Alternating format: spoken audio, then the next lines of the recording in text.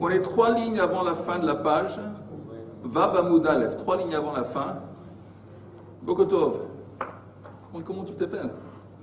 Chaim. T'étais en France ou t'étais? Non, Eilat. Eilat, ah, ça s'est bien passé. C'est pareil. J'ai une question indiscrète à te demander. Ouais. Pourquoi tu ne nous as pas invités de venir avec toi, Eilat? La prochaine fois. La prochaine fois, hein? Blénéder. Blénéder, attention. Meiteve. On avait dit qu'apparemment, un Baal Keri, un Boel Nida, quelqu'un qui a eu des relations avec une femme qui était Nida, il est comme la Nida, de quel point de vue, qu'il va attendre la tombée de la nuit pour pouvoir aller au Mikvah. Par exemple, la femme qui est Nida, le 7e jour, elle ne va pas au Mikvah. Elle attend la fin de la journée. Une fois qu'il y a la tombée de la nuit, là, elle va au Mikvah. On dit que c'est la même chose avec le Baal, Michel chez Boel Nida, celui qui a eu une relation avec elle. Meitebe, on apporte une kushia. Baal Keri, que Maga Sheretz. On dit qu'un Baal Keri, quelqu'un qui a eu ou des relations conjugales, ou quelqu'un qui a une omission, comment on dit, un truc? Pollution nocturne. Baal Keri, il est que Maga Sheretz. Il est comme quelqu'un qui a touché un sheretz. Un sheretz, un des 8 espèces de, comment on dit en français, sheretz? Reptile, une espèce de reptile. La Torah parle des reptiles qui sont avatuma. Donc quelqu'un normalement qui touche un avatuma, qu'est-ce que lui il devient? Quand la touma se propage, elle se dilue. Lui il devient rishon. Donc, on dit ici apparemment Baal Keri que Maga Sheretz, c'est comme si quelqu'un qui avait touché un Baal Sheretz. Boel Nida que tu m'aimes. Et tandis que quelqu'un qui a eu des relations avec une femme qui est Nida, il est comme quelqu'un qui entre en contact avec un maître. Le maître. Un mort. Oui, je sais. Le maître, c'est quoi le niveau d'impureté d'un mort? C'est Avi Avot Atouma. C'est la Touma la plus forte qu'il a. Et donc, quelqu'un qui rentre en contact avec, il devient quoi? Avatouma. Ça descend toujours. Si lui, il est Avi Avot, un truc en bas, c'est Avatouma. Donc, celui qui touche un mort, il est Avatouma. Oui. Mais quelqu'un qui le touche, il est aussi Avatouma? Non. Quelqu'un qui le touche, ça descend. Oui. En parenthèse, comme on en parle, il y a un Avatouma. Tant qu'il y a un Av qui est rattaché à la Touma, ça peut rendre tamé les gens et les kélim et la nourriture et la boisson. Tant qu'il y a un Av. Quand ça descend du niveau du Av, ça devient Rishon, Sheni, le Touma, ça peut pas rendre tamé les personnes. Ça ne peut pas rendre tamé les ustensiles, les kélim, seulement les aliments. Ça, c'est un principe de base. De toute façon, la Gemara dit Maïlav, le tfila. Quand on dit que Baal Keri, il est comme un Maga Sheretz, Boel Nida Ketmeimet, apparemment, ça veut dire qu'ils sont comparables vis-à-vis de la tfila. De la même façon que ces gens, ils se trempent pendant le jour dans le mikvah, ils n'ont pas besoin d'attendre la fin de la journée et la tombée de la nuit. La même chose ici. Ça, c'est ce qu'on propose. Et la Gemara dit l'eau, les Tumatan, ça ne vient pas nous enseigner qu'ils sont comparables dans le sens que, de la même façon qu'un Tmeimet, de la même façon que quelqu'un qui touche un cher et qui va au mikvah pendant le jour. Non, ça vient nous dire qu'ils sont comparables vis-à-vis de la Touma. Ça veut dire quoi vis-à-vis de la Touma? Alors encore une fois, si on regarde, Baal Keri, il a le même niveau de Touma comme Maga Sheretz. Mais on a dit Maga Sheretz, Sheretz c'est Avatouma. Quelqu'un qui touche un Avatouma, il devient Rishon. Un Rishon, il va au mikveh le jour même. Il est tamé pendant la journée. Et un jour. On dit la même chose. Et tandis qu'un Boel Nida, il est comme Tmeimet. Alors Tmeimet, quelqu'un qui touche un mort, il est impur pendant 7 jours. Un Boel Nida aussi, il est impur pendant 7 jours. On dit, ça n'a rien à voir avec quand est-ce qu'il se trempe dans le mikveh. Plutôt, c'est un indice qui démarque la sévérité, le niveau de la Touma. Ok, est-ce que c'est un jour? Est-ce que c'est 7 jours? Alors, encore une fois, Baal Keri Kemaga Sheretz, donc c'est un jour. Quand quelqu'un qui touche un Sheretz, il est tamé pour un jour, comme un Baal Keri. Et Boel Nida que Tmeimet. Un Boel Nida, il est comme quelqu'un qui touche un mort de quel point de vue, il est tamé pour 7 jours. Et ça n'a rien à faire avec l'Omekva. C'est ce que l'Agma dit. Il dit non, c'est les Tumatan. Alors l'Agma dit Tumatan, Behedia Ktiv Behu. Mais la durée de la Touma, c'est écrit explicitement. Par exemple, quand on a dit qu'un Boel Nida, il est comme un Tmeimet, dans la Torah, Meforash, explicitement, c'est écrit qu'un Boel Nida, il est tamé pour 7 jours. Et le Tmeimet, quelqu'un qui touche un met, c'est écrit dans la Torah qu'il est tamé pour 7 jours. Je n'ai pas besoin d'un enseignement dans une braïta qui nous enseigne que c'est comme ça. Okay? Tumatan behedia ktiv behu. Hedia c'est explicitement. Haïk tumat shiva ktiv be. Haïk tumat shiva ktiv be. Que ce soit le Tmeimet ou que ce soit le Boel Nida, c'est écrit dans la Torah. Donc je n'ai pas besoin d'être bright. Attends, avant de tourner la page, regardons un ou deux Rashi. Où c'est écrit Baal Keri, non, ou Boel Nida que Tmeimet. Oui, attends, Baal Keri que Magasheretz, Litzbol Beyom Tumato. On pensait que ça nous enseigne qu'il est comme quelqu'un qui a touché un chair, c'est quel point de vue, que le jour même qu'il a touché, il va au mikvah. Que Damrin me perd Eilu Dvarim Bepsachim. Le Boel Nida que Tmeimet. Rachid dit, Litzbol Beyom Shvi'i. Alma, on voit, Tovel Bayom, il se trompe dans le mikvah pendant le jour. Et la Gemara rejette, il dit non, ça ne parle pas de ça, ça parle de la durée de leur Touma. Dans le Rashi. Lo le Tumatan, Baal Keri Kemaga Sheretz le Tumat Erev. Ça veut dire que c'est une Touma qui dure un jour. Et avant le soir, il va au mikvah. Ve Rishon le Touma, Boel Nida. Tumat Shiva, Ve'ava Tuma, que Tmeimet. Tandis que quelqu'un qui a des relations avec Nida, il est comme quelqu'un qui est entré en contact avec un mort et il est tamé pour 7 jours. Juste en parenthèse, tout ce concept de Nida, de Tuma, il y a le principe de base sur lequel c'est construit. C'est quoi la Tuma? La Tuma, normalement, c'est le manque ou c'est l'absence. C'est l'absence de la vie. Par exemple, l'exemple le plus puissant de Touma, c'est un cadavre, c'est un maître. Alors le maître, qu'est-ce qui caractérise un maître? Qu'auparavant, il y avait la vie, maintenant la vie est partie. La Nida, c'est la même idée. La Nida, que quand elle a ses règles, c'est quoi les règles? Ça veut dire qu'il y a un potentiel de vie qui part. Et c'est ça qui la rend Tme'a. Normalement, encore une fois, le principe de Touma, c'est basé sur cette histoire de la vie qui c'est une absence, la vie qui était auparavant et maintenant qui s'est en allée, qui partit. Et c'est pour ça qu'on dit les Kohanim entre autres, c'est une des explications, qu'un Kohen il ne peut pas du tout rentrer en contact avec Maître, il ne peut pas rentrer dans un cimetière, il ne peut pas être à proximité de choses. Pourquoi? Sauf pour ses parents. Sauf pour sa famille immédiate. Et pourquoi? Parce que le Kohen, l'idée du Kohen, c'est de nous aider dans le service dans le temple, en quelque sorte de nous brancher à Kadosh Baruch Hu aussi. Quand il prend les korbanot, il fait shrita, il fait zrika. Et l'idée du Kohen, c'est la vie. La vie. En parenthèse, c'est intéressant que dans le Tibet, ils ont les Tibétiens qui sont considérés dans le monde comme des gens, une nation très spirituelle. Vous savez, il y a des gens qui ils cherchent la vérité, et ils se trouvent quelque part dans le Tibet, Himalaya.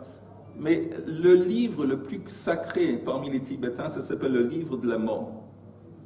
Et souvent dans les religions, le prêtre, quand est-ce qu'on a besoin du prêtre? Quand on a affaire avec la mort. Quand quelqu'un il s'apprête à mourir, on veut que le prêtre va venir, C'est souvent, dans les religions dans le monde, souvent, la spiritualité, la religion, le truc, c'est lié avec le contact avec la mort.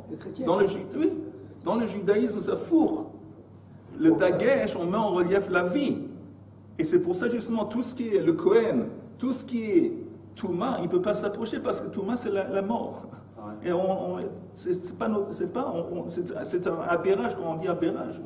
Aberration, c'est une aberration, la mort. Le monde qu'Akadosh a créé, c'est un monde sans mort. C'est seulement la mort est entrée à cause du fait qu'ils ont mangé Etzadat. C'est ça qui a entraîné la mort. Mais sinon, on n'était pas censé mourir. Et on va, Bezrat Hashem, retourner à une réalité plus tard où il ne va pas y avoir la mort. La mort, c'est une aberration. De toute façon, ça c'est une parenthèse, on retourne à la Gemara. Donc, on tourne la page Vav Amud Bet. Elle a lave le tfilatan. Ne me dis pas que cette comparaison, c'est une question d'étendue, de sévérité, de niveau de Touma. Forcément, parce que c'est écrit dans la Torah, ça parle d'eux. Ils sont comparés dans le sens qu'ils sont aussi des gens qui vont se tremper dans le mikveh pendant la journée. C'est clair. Le Baal Keri est comme un Magacheres. De la même façon que le Magacheres, il va au mikveh le jour même. Et le Boel Nida, il est comme le Tmeimet. De la même façon que le Tmeimet, il va au mikveh le jour même. Lui aussi, il n'a pas besoin d'attendre la tombée de la nuit. La Gemara dit le Olam le Tumatan, on parle vraiment de la Touma. Et tu m'as dit, si on parle de la Touma, c'est en plus parce que c'est écrit explicitement dans la Torah. Seifa, itztarich aleh. On en a besoin pour la fin de cette braïta. C'est vrai que le début est en plus, mais c'est la fin qu'on a besoin. Et là, Shechamo, Mimenu, Boel Nida, Shemetame Mishkav ou Moshav, Betuma Kala, Letame Ochlin ou Mashkin. J'explique. On avait dit que le Boel Nida, on a tourné la page. Et on est à Vav Amud Bet, c'est le côté de Vav. Et c'est la troisième ligne d'en haut de la page. On avait dit que le Boel Nida, il est comme un Tmeimet. Ça veut dire quoi? On dit qu'en fin de compte, c'est pas vis-à-vis du fait qu'il est maintenant tamé pour 7 jours. On n'a pas besoin de ça parce que c'est écrit dans la Torah. Mais il y a un truc en plus qu'on nous apprend dans la Seif de la Braïta, que le Boel Nida, il est plus chameau que quelqu'un qui a touché un mètre. De quel point de vue? Vous savez qu'il y a un truc qui s'appelle Moshav ou Mishkav, d'un Zav, d'une Zava, d'une Nida, aussi de Metzora. Il y a des gens que quand ils s'assoivent sur un siège, on en a parlé hier, ou ils s'allongent sur un lit. Alors la Torah dit, normalement, la Touma, quand elle se répand, elle se dilue. Ici, non. Le siège sur lequel s'est assis une Nida, un Zav, Zava, ça va être comme eux. C'est pas un niveau inférieur de Touma, c'est comme eux. Eux, ils sont quoi? Eux, ils sont quoi? Av. Eux, ils sont Avatouma. Ils s'assoivent sur un siège, ils s'allongent sur un lit. C'est tout. Pardon? Ça touche que le mari. Pas du tout. Quelqu'un qui s'assoit sur un siège sur lequel la Nida était. Une Nida ou un Zav, quelqu'un qui a un écoulement, ou une femme qui a un écoulement de Zava à l'époque, ou un Metzora. On parle de Nida. On parle de plusieurs catégories de gens qui sont Avatouma. Avatouma, c'est un niveau très élevé de Touma. Okay? Donc, qu'est-ce qu'il y a dans cette catégorie? Il y a des gens qui ont touché un mètre, il est Avatouma. La Nida, elle est Avatouma. Le Zav et les Zava, les gens qui ont écoulement pour plus de 2 ou 3 jours d'affilée, Avatouma. Et le Metzora, il est Avatouma. Alors maintenant, ces gens, quand ils s'assoivent sur un siège, ou ils s'allongent sur un divan ou sur un lit, ça devient aussi Avatouma. Ça devient aussi. C'est pas pratique, c'est pas possible. C'est pas bien. Pourquoi? Apportez-moi la Torah, on va rayer les choses de la Torah parce mais que c'est pas évident, pratique. mais aussi Apportez. Vous avez un crayon, t'as un crayon. On a adapté les choses.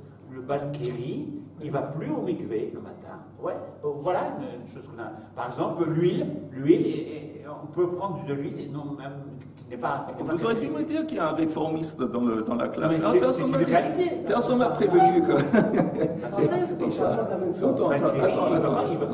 On va préciser, on va mettre des points sur le i. J'espère que vous Quand un Barakiri qui a la Touma, quand il s'assoit quelque part, c'est transmet la chaise. Attendez, je vais réagir. Non. Attendez une seconde. À ce que Richard. D'abord, on avait dit un Baal Keri, quelqu'un qui a une relation conjugale. Il y avait au temps d'Ezra, quand les Juifs sont retournés en Israël après la destruction du premier temple, il a voulu établir une xéra, qu'un Baal Keri ne peut pas apprendre la Torah sans aller au mikvah. Il doit aller au mikvah avant. Et pour une raison ou une autre, cette xéra a été rejetée. Ça s'appelle Xéra Shatzibur Lo Yechol La'amod Ba. C'était un décret que l'ensemble du peuple n'a pas pu, c'était pas vivable. Comme c'était pas vivable, ça a été rejeté. En plus, on a vu dans Masechet Brachot, il y a des opinions qui disent que c'est pas nécessaire. Parce qu'en ce qui concerne la Torah est comparée au feu, de la même façon que le feu est insensible à la Touma. Alors la même chose quand quelqu'un on a parlé de ça. Mais en ce qui concerne notre sujet, dans la Torah, c'est pas un décret qui a été établi par un sage ou par un prophète. C'est écrit dans la Torah que quelqu'un, encore une fois, ces gens qui sont Abatouma, quand ils s'assoient, le siège lui-même, il va être, comment on dit, il va recevoir le même niveau de Touma que les Abatouma. C'est vrai qu'il y a des problèmes au niveau pratique, on en a parlé un petit peu hier. La Nida, quand elle s'assoit dans un siège dans un bus, elle s'assoit qu'est-ce qui se passe quand elle est Nida. J'imagine, on avait proposé en parenthèse, que peut-être quand elle va être Nida, et après qu'on va garder les lois de Nida comme il faut, que le temple va être là, elle va peut-être avoir un ou deux sièges, que ça c'est les sièges sur lesquels elle est assise, on les met de côté pendant chaque fois qu'il a des règles. C'est vivable. Et je ne sais pas ce qu'on va faire avec les autobus, mais tout ça, on peut trouver des façons c'est vivable, mais c'est sûr que ça ne va pas s'annuler parce que c'est difficile, parce que ça fait partie de la Torah. Maintenant, par exemple, il y a pas mal de choses qui sont écrites dans la Torah qu'on ne pratique plus, parce que ce n'est pas vivable. Un exemple, les mises à mort. Les mises à mort. C'est écrit quelqu'un qui, par exemple, profane le Shabbat, on le met à mort. C'est écrit dans la Torah. Aujourd'hui, la halakha est qu'on ne met pas à mort quelqu'un qui profane le Shabbat. Pourquoi? Parce que les choses ont changé.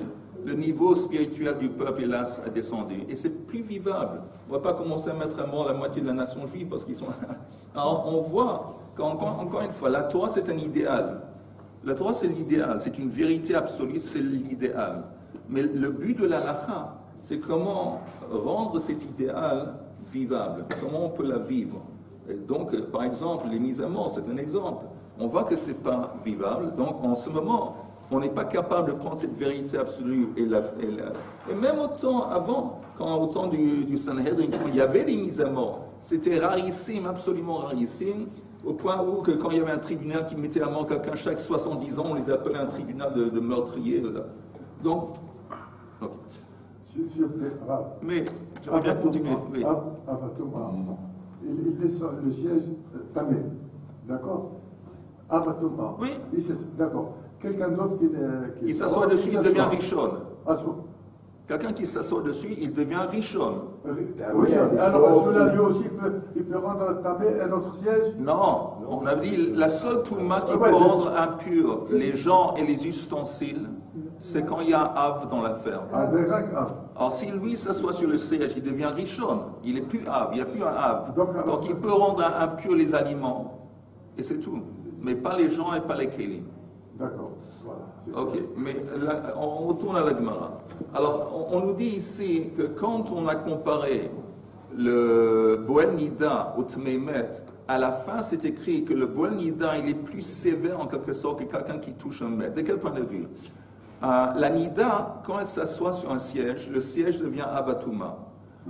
Et le Boel Nida aussi, quand il s'assoit sur un siège, quelqu'un qui a eu des relations avec une Nida, il est aussi imprégné par Avatouma. Quand il s'assoit sur le siège devient Avatouma. Mais il y a une différence, que la Nida, une fois, quelqu'un qui s'assoit sur le siège, que ce soit une personne, que ce soit un ustensile qu'on a placé dessus, ou que ce soit une nourriture, c'est tamé. Tandis que Boel Nida, c'est vrai qu'il rend le siège tamé, il le rend, mais c'est pas une touma qui est pas capable de rendre impurs les gens ou les ustensiles, uniquement les aliments. De ce point de vue, il est moins chamour qu'une nida qui s'assoit sur un siège, mais il est plus chamour que quelqu'un qui touche un maître. Parce que quelqu'un qui touche un maître, encore une fois, Boel Nida, c'est quoi Boel Nida? C'est un type qui a eu des relations avec une nida qui est Abatouma. Donc lui, il est imprégné. Et il devient Av. Il devient aussi Avatouma. Et quelqu'un qui touche un maître, qui a vie à Avatouma, lui, il devient Av. Alors on a dit qu'ils sont comparables, mais ils ne sont pas comparables dans la Seif vis-à-vis de Moshav. Que quelqu'un qui touche un maître, il n'est pas capable de rendre le Moshav Avatouma. Le Boel Nida, oui, mais néanmoins, le siège va seulement pouvoir rendre impur des aliments. Alors on va voir ça dans les mots. C'est la deuxième ligne donc de la page, Seif Yitzarich Elen. Et la Shechamour Mimenu. Le Boel Nida est plus chamour que le Tmeimet. Boel Nida, Shemetame Mishkav ou Moshav, Betuma Kala. Il rend impur un siège, mais c'est une impureté, disons, un niveau d'impureté assez calme. Pourquoi c'est calme? L'étamé Orlin ou Mashkin. Ça va rendre impur uniquement des aliments et pas des gens qui vont s'asseoir dessus. On continue. Toshma, de Tani Rabbi Chia, Hazav, Vazava, Vametzora, Boel Nida, Utmeimet, Tfilatan, Beyom. Donc, cette liste de gens qui sont tous Abatouma, quand est-ce qu'ils vont au mikveh?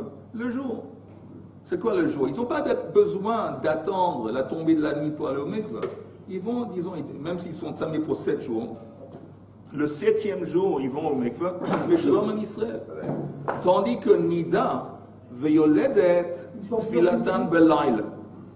Mais ça, c'est différent que la femme qui est Nida ou la femme qui a accouché, eux, ils ne vont pas au mikveh le jour. Ils doivent attendre la tombée de la nuit. Et ça, c'est une braïte. On dit que, comme on voit une braïte, c'est explicite. On dit que tchouft, c'est quoi tchouft? Tchouft, ça veut dire on a mis KO. L'opinion, celui qui a dit que le Boel Nida, il est comme la Nida. Vous vous rappelez, on a discuté un petit peu de ça.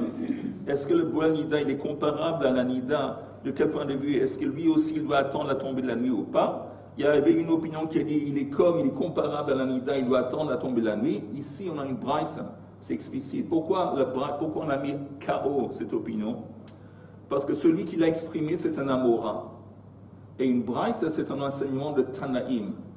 Et c'est une autorité plus antérieure, et c'est plus de statut. Donc, quand on a un Amora qui contredit par un Tana, il est fini, il est hors combat. Ok. Maintenant, la Gemara demande un autre sujet. Van shatam afrisho metumat beito, afrisho metumat amet. Alors la Gemara dit, au lieu, tu dis qu'on va le séparer, l'isoler, le Kohen Gadol avant Yom Kippour. Tu as peur de la possibilité qu'il va être tamé à cause de sa femme, qui est devenue, qui a eu des règles pendant qu'ils avaient des relations conjugales. Mais à part ça, tu devrais aussi l'isoler pour une autre raison. C'est quoi l'autre raison? C'est quoi Tumat Hamet? S'il n'est pas isolé, alors il va avoir du contact des gens. Il y a un risque que quelqu'un qui rentre chez lui, dans la maison, il est décédé. Si quelqu'un est décédé, encore une fois, lui il est sous le même toit, il devient aussi tamé pour 7 jours. Pourquoi pas l'isoler aussi à cause de cette éventualité? Compris? Alors la Gemara dit, Amar Rav Tachalifa, Avua de Rav Huna, Mishmei de Rav, Zotomeret, de là on apprend apparemment que Tumat Hamet Hutra Hi Betzibur, que quand on parle de la Touma d'un mort, c'est permis quand on parle du tzibour. Je vous donne un exemple. Dans la Torah, c'est écrit que Pesach,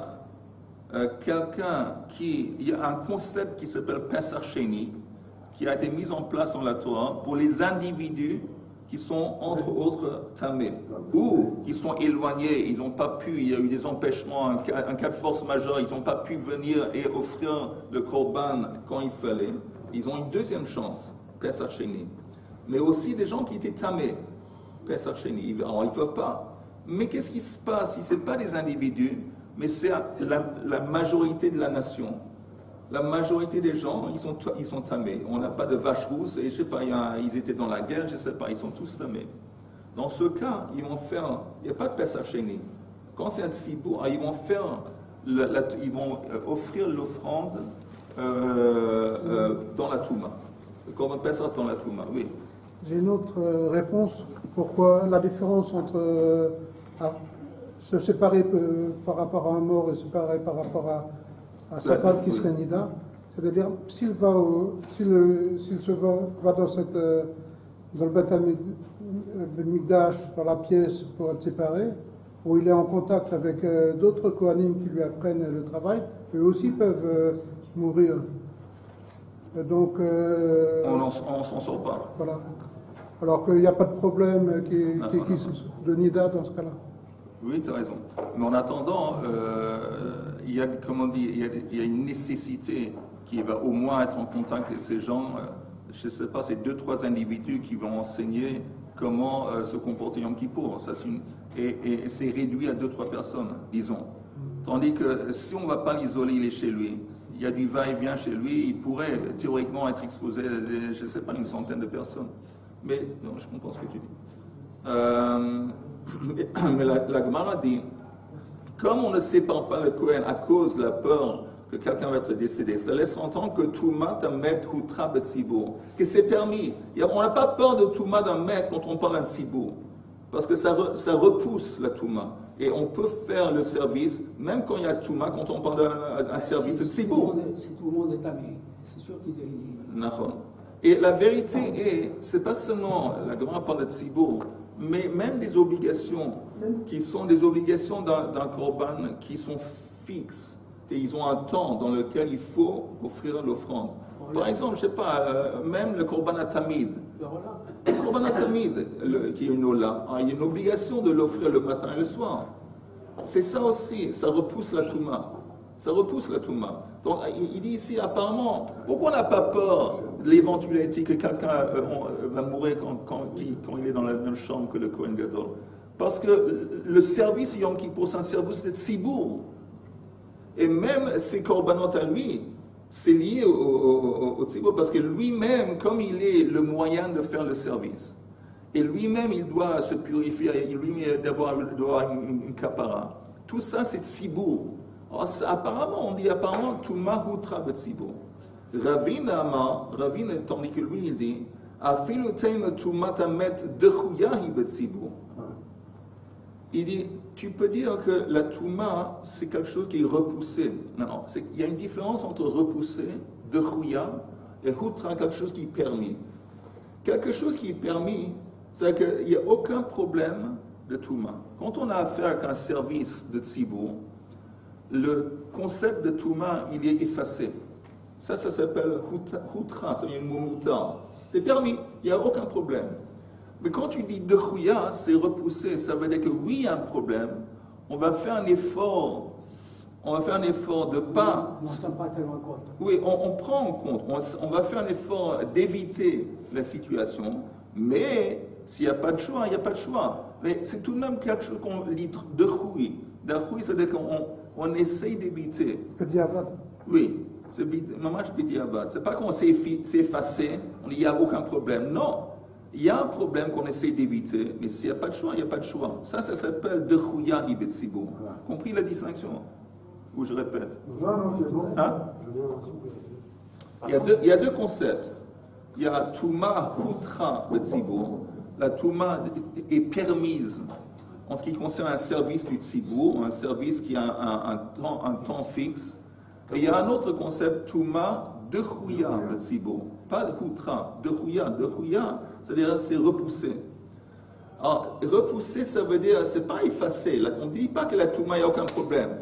C'est un problème, on essaye d'éviter, mais néanmoins, c'est repoussé. Alors, Rabbi, tu peux conclure de ça, qu'on n'a pas peur de l'éventualité qu'un Gadol il rentre en contact avec un maître, que non, la Touma, c'est Dechouya. Donc, c'est quelque chose qu'on essaye d'éviter. Si c'est quelque chose qu'on essaye d'éviter, alors pourquoi on permet à ce Kohen pourquoi on le permettrait d'être en contact avec la société avant, en dépit du fait qu'il risque d'être en contact avec quelqu'un qui va mourir. Si tu me dis que Touma de Chouya Betsibour, la Touma c'est quelque chose qu'on essaye d'éviter, alors pourquoi justement on ne va pas l'isoler entre autres, de sorte qu'il ne va pas être en contact avec un décès? Alors la réponse est, même si tu dis ça, la réponse est Tumat Amet lo shricha, Tumat Beito shricha. Il dit parce que la possibilité que quelqu'un va mourir justement à la minute qu'il est chez lui dans la maison du Kohen Gadol, c'est très rarissime. Comme c'est rarissime, on ne va pas prendre ça en compte pour une raison pour l'isoler. Tandis que Tumat Beito, en dépit du fait que ça aussi c'est rarissime. Pourquoi Tumat Beito c'est rarissime? Parce qu'on avait dit, on a peur qu'il va avoir des relations conjugales avec sa femme, et après qu'ils ont eu des relations conjugales, elle va voir tout de suite après, elle va faire une décale, elle va voir qu'elle saigne. Et là, il devient tamé, Boel Nida. Mais ça aussi, ce scénario, il est aussi rare. Mais il n'est pas aussi rare que quelqu'un qui va mourir subitement quand il est dans la maison du Kohen Gadol. Donc on dit encore une fois, c'est possible que Touma de Chouya Betsibour, et néanmoins on essaie d'éviter. Pourquoi ici, c'est pas une des raisons pour lesquelles on va isoler le Kohen Gadol? Parce que c'est rare, c'est très rare que ce scénario que quelqu'un va mourir chez lui. C'est pour ça qu'on ne prend pas ça en compte. De toute façon, le Kohen Gadol, tu as dit comment le mot shricha? Shricha, ça veut dire c'est courant. Ah, courant. Alors j'ai dit que lui, le Kohen Gadol, de toute façon, il représente le Tzibour, le peuple. Alors s'il y a même s'il a des offrandes personnelles, ça rentre dans le contexte du Tzibour, tu as raison. Alors il peut faire le service, oui. Par contre, il ne doit pas toucher les aliments. Non, il peut tout toucher. Je peux faire le service. Il peut, parce qu'encore une fois, tant qu'on a un service qui est lié avec le Tzibour, c'est une obligation du Tzibour, en plus c'est une obligation qui est liée à une date précise. Ça repousse la Touma. Alors c'est une question, est-ce que ça repousse la Touma ou est-ce que ça annule la Touma? Et bien quoi que ce soit, la Touma ne va pas empêcher le service. C'est quoi le service? Il touche l'animal, il touche la mincha, il touche les ustensiles, il a le droit. Parce que comme ça, on voit l'importance du Tzibour, on voit l'importance d'un Avoda Betsibour, que ça repousse le Touma. Ou ça efface le Touma, ça dépend. Parce que l'alimentation, les corbanotes, quand il va tuer la bête, il va les shrita. Bon, je ne parle pas de Ola, mais Khatas ou Shanamim. Où il y a des aspects qui sont mangés, tu me dis. Oui, voilà. Attends, bonne question. Quand on a une offrande où il y a des aspects qui sont mangés, ils ne sont pas mangés. Voilà. Ils ne sont pas mangés par les Kohanim parce que c'est tamé. Mais néanmoins, la shrita, le zrikata, tout ça, ça se fait. De toute façon, à Kippour, il y a des gens qui ne mangent pas non plus. J'ai entendu comme ça. Des gens qui ne mangent pas. Itma, dans votre communauté, vous faites la même chose, vous aussi sur le minhag, il y en a qui ne peuvent pas manger. C'est un truc tunisien ou ashkenaz, alsacien. Itma, Tumat Amet.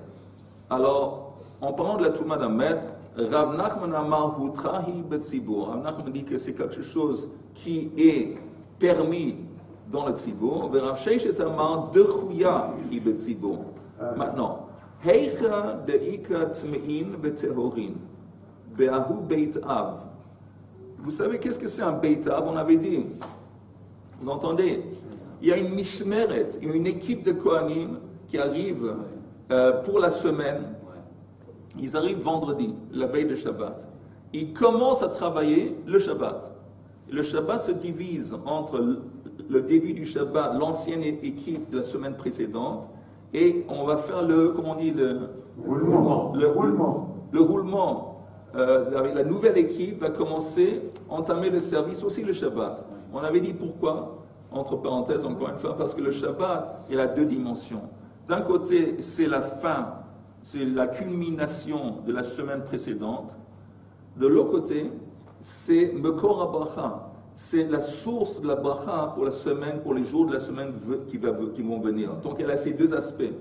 Et ça s'exprime par le fait que les Kohanim, les deux équipes se partagent, le roulement des équipes, c'est le Shabbat. De toute façon, ils arrivent l'équipe qui s'appelle Mishmeret la veille de Shabbat. Après cette équipe, cette Mishmeret, elle est divisée en Batei Avot.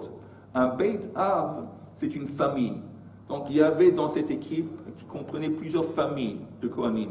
Alors une famille, c'était le dimanche. C'était à eux de faire le service. Une autre famille le lundi, un autre mardi. Maintenant, qu'est-ce qui se passe? On parle d'une famille qui sont responsables de ce jour. Et la Gemara dit,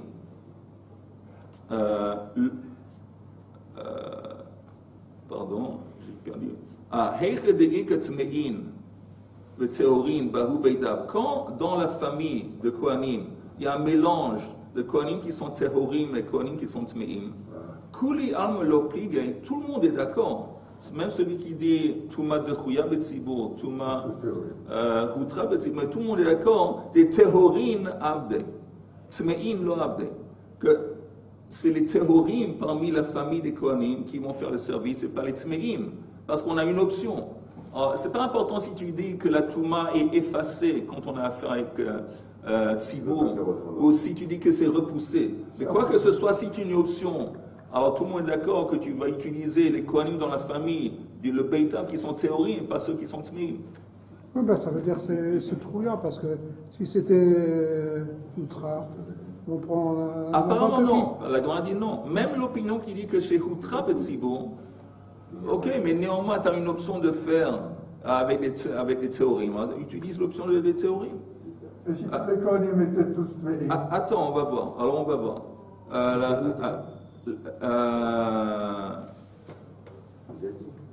Qui pligue, quand est-ce qu'ils se disputent? Les ahadurei vel atuyei tehorim ni beit abachrina. Est-ce qu'on a besoin de faire un effort si toute la famille, ils sont tmeim? Est-ce que là, on va dire, vous savez quoi? On va utiliser une autre famille. On vous met de côté, on utilise une autre famille.